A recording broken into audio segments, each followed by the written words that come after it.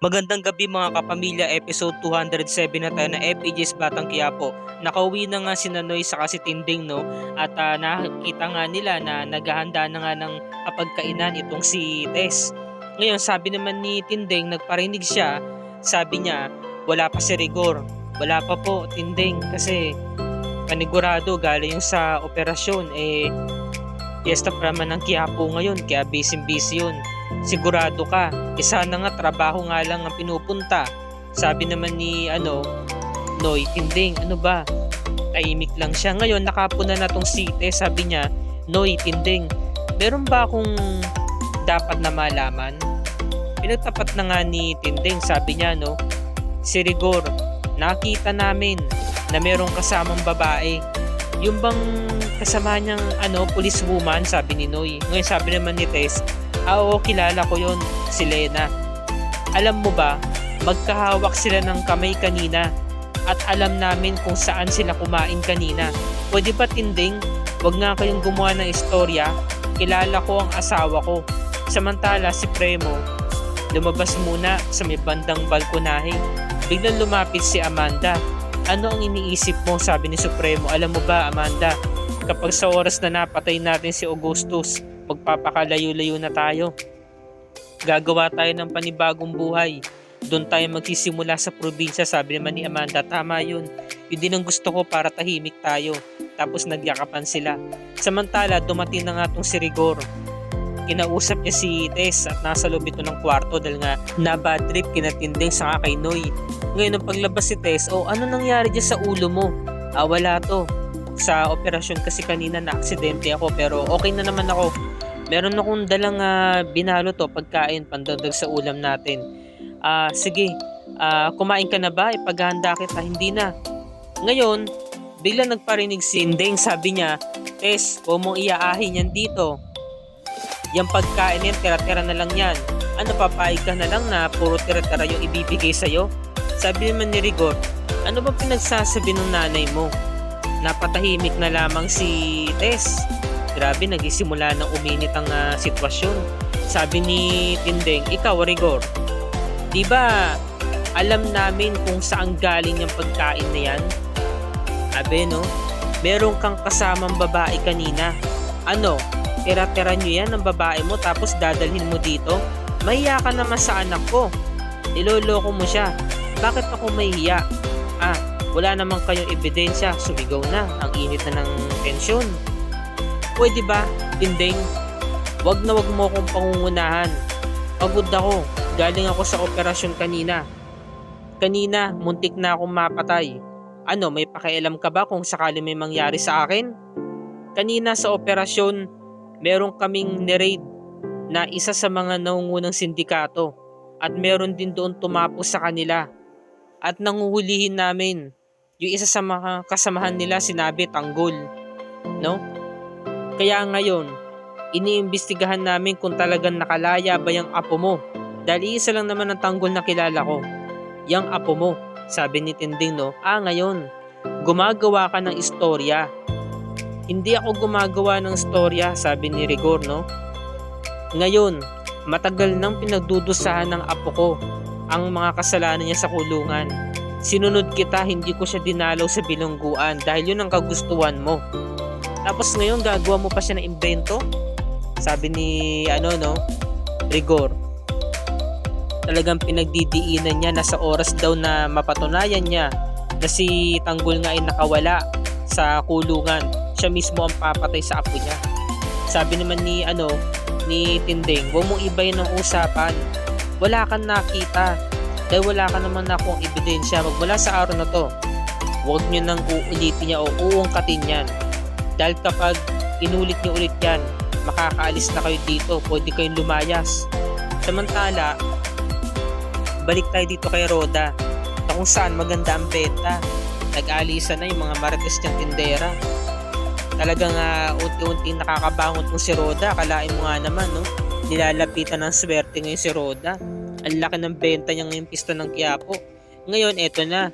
Dumarating na sina, Marsing sa Kasinita na para bang nalugi sa loto, no? Para bang nalugi, nanghihina sila eh. Dumating yung mga marites doon, Marsing, kayo pala. Ginabi na ho kayo, sabi ni Marsing, o tara na Tart, pasok na tayo sa loob. Hindi na nila pinansin yung mga martis silang kapitbahay.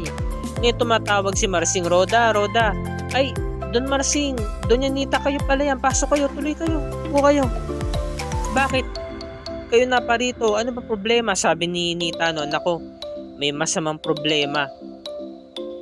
Tapos noon, sabi ni Marsing, nakaramdam lang kasi kami ng kakaibang simoy ng hangin sa mansyon. Kaya tumuli muna kami dito para dumalaw. Dalawin tong bahay namin. Ngayon, nakakatunog si Roda. Sabi niya, ha ha ha ha. Kasi sabi ni Nita, tatapatin ka na namin Roda. Kailangan namin na matutuluyan. Nako, kung gaano kabilis ang pag-angat ninyo, ganoon din kabilis ang pagbagsak nyo. Ang tawag dyan, karma. Sabi ni Roda, no? Tapos sabi naman ni Marsing, hindi kami kinarma, Roda. Kakasabi nga lang namin, di ba, kailangan namin na matutuluyan at bumalik lang kami dito para dalawin namin tong bahay na to. Dahil namimiss namin to eh. Di ba? Eh, ngayon, babawiin na namin. Ay nako Marsing, para sabihin ko sa'yo, binigay nyo to sa akin. At may karapatan ako dito dahil nagbayad ako sa inyo 2 months. Plus deposit pa yon, sabi naman ni Marsing. Sabagay, may punto ka naman. Pero pagdaanan naman natin sa usapan, anong klaseng usapan? Ganto na lang, gagawin ko na lamang 5,000 yung ubang mo kada buwan, babawasan ko na lang. Ay nako, 5,000, tapos magkakasama tayo dito. Oo, nako masyadong mahal. Di ba sana kung 3,500? Tumingin si Marcy kay Nita, o sige na 3,500, o sige, magkasama tayo dito. Buti pa, matul na tayo, bukasan natin pag-usapan yan. Oo, ba't kayo pupunta rito sa kwarto ko? Nandito lahat ng mga gamit ko, mga importante to. Kaya dyan lang kayo, aba? Kaya na nga lang to nagbalik dito eh. Tapos pinigilan na nga ni Nita. Sabi naman ni Marsing, walang yayong Ramon na yon. Di ko sukat akalain na magiging ganun pala, kawalang ya ang asawa ng anak ko, yung mapapangasawa ng anak ko.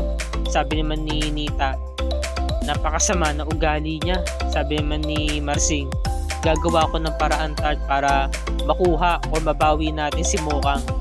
Siyempre nag-aalala si Nita, ano na nga bang kalagayan ni Mokang ngayon.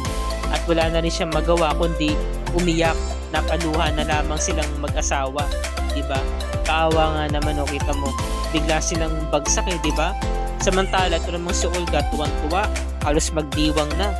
Dahil nga nasiguro niya sa dalawa niyang tauhan, kanang at kaliwang kamay na napalayas na nga yung mga magulang ni Mokang, di ba? Napagsarahan na ng gate. At ngayon, iisa na lamang daw ang problema. Sabi kasi ng tauhan niya, paano ba yan madam? Nandito pa rin si Monique. Si Monique, isang problema na lang yun. Madali rin ako na ang bahala doon. Nabibilang na lamang ang araw niya dito at mapapalayas na rin yan. Sabi naman ng isang tauhan ni Olga, paano yan madam? Ano nang gagawin natin kay Tanggol? Ano, tutuluyan ko na ba? Wag na wag mo akong pangunguna sa mga plano ko. Alam ko ang ginagawa ko. Kinuwelyuhan niya, no? Tapos ibinalik niya na agad. Ngayon, ito namang si Mokang, pumunta mismo sa may kwarto, sa may damitan, para kunin yung pantalon at doon pala nakaipit yung sampagitan na bulok na, yung naregalo sa kanya ni Tanggol. Ang laking pagisisi talaga ni Mokang dahil nga, sabi niya, akala ko mabuti kang tao dahil pinagtanggol mo ko, pinoproteksyonan mo ko. Hanggang sa pinakasalan mo ko, pinatunayan mo sa akin na mahal mo ko, pero nagkamali pala ako sa iyo, Albert. Napakasama mong tao, kriminal ka pala. Dinamay mo pa ang mga magulang ko. Sabi niya, no? Malayong malayo ka sa ugali ni Tanggol. Naalala niya yung mga bata pa sila. Bakit nga ba Tanggol ang binigyan niyang pangalan kay Tanggol, diba? Kasi nga lagi siya pinagtatanggol. Kahit sa magpunta hanggang sa naging magpartner na sila. Kahit sa magpunta, diba? Ginagawa siyang prinsesa, pinoproteksyonan siya. Kaya namimiss niya yung mga araw na hindi niya pinaglaban yung pagmamahal sa kanya ni Tanggol. Sabi niya, binaliwala ko yun.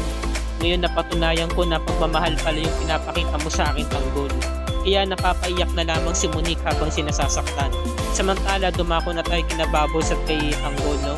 Na kung saan napuna nga siya ni Bubbles na sobrang lalim niya mag-isip. Napakalalim niyang tao. Kaya sabi niya, bakit parang ang lalim mo mag-isip? Sabi ni Tanggol, no? Alam mo ba Bubbles, sabihin ko sa'yo, mula pagkabata, hindi na ako nakaramdam ng pagmamahal sa mga magulang ko. Pero, isa na lamang yung tao naniniwala sa akin, yung lola ko. Dahil alam niya na may pag-asa pa akong magbago. Sabi naman ni Bubbles, kaya ka lumaking tarantado. O nagpakalayo ako. Gumawa ako ng paraan para maging matatag nung bata ako. Sabi naman ni Tanggol, dagdag pa niya, kasi gusto ko magbago. Sabi naman ni Bubbles, gusto mo ba talaga magbago? Oo, ginawa ko na yun. Sinubukan ko dahil sa isang babae. Pero binaliwala niya ako. Hindi niya sinukli yung pagmamahal na binigay ko. Iniwan niya rin ako. Kaya ngayon, mag-isa na lamang ako. Pero ito lang masasabi ko, babawiin ko ang pagmamahal niya. Babawiin ko rin siya. Sabi naman ni Bubbles, alam mo, wala na rin naman mangyayari sa'yo. Sabi naman ni Tanggol, no? Nagkakamali ka, Bubbles. Lahat ng tao may mga pangarap. Gusto ko umasenso, gusto ko mabago ang buhay ko. Ngayon sabi naman ni Bubbles, matutulog na ako. Isa lang ang kama natin. Huwag ka mag-atubili na tumabi sa akin kasi alam ko naman na wala kang gagawin masama. Ngayon habang nakatalikod si Bubbles, tinanggal niya na yung jacket niya. Napaisip siya, kinakausap niya ang sarili niya, sabi niya, ngayon alam ko na sobrang pait pala ng pinagdaanan mo sa buhay. Nandito lang ako, Tanggol, para tulungan kang magbago at mahalin ka. Kasi nga may nararamdaman na talaga si Bubbles kay Tanggol. Hanggang sa tumabi na nga si Tanggol sa kanya at matutulog na rin. Pakatunghayan natin ang episode 208 ng FPJ's Batang Quiapo, araw ng Biyernes. Ito yung mga magaganap. Habang wala pa nga sa bilangguan si Tanggol, pinapahanap na siya ni Olga kay Warden. Kasi nga, ipapapatay niya na ito, diba? Samantala, ang tuluyang panlalamig ni Rigor kay Tess ay talagang nangingibabaw, nagsisimula na. At ngayon, nakita nga ni Ramon na si Monique ay umiiyak, nagdadalamhati sa loob mismo ng kwarto nila. At ngayon, magaganap na nga, ngayong Biyernes ng gabi, ang mamumuong pag-ibig, pagtitinginan ni Tanggol sa ni Bubbles. Magaganap na yan bukas sa episode 208. Kaya wag na natin itong palalagpasin, mga kapamilya. Kung bago ka pa lamang sa akin channel, kung pwede ay makahingi ako sa inyo ng subscribe at hit mo na rin ang notification bell icon para lagi ka updated sa mga episodes na FPJ's Batang Quiapo and other kapamilya shows tulad nito.